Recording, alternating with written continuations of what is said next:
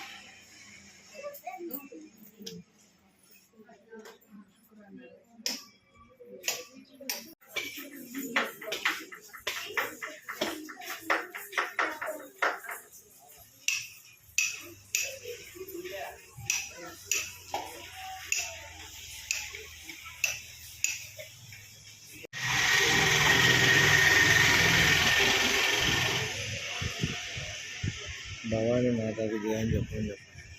ఎప్పటికీ చెప్పు. కొర్రెముల గ్రామంలో మహంకాళమ్మ గుడిలో నవరాత్రి ఉత్సవాలు అంగరంగ వైభవంగా జరుగుతున్నాయి. ఇది 8వ రోజు. ఏ రోజు ఏ అలంకరణ ఆ రోజు అలంకరణ చేసుకొని అందరూ ఊరి జనాలు కూడా, ప్రజలు కూడా అందరూ సహకరిస్తారు. జనాలు చాలామంది వస్తారు. పూజలు అయితే అంగరంగ వైభవంగా అవుతుంది.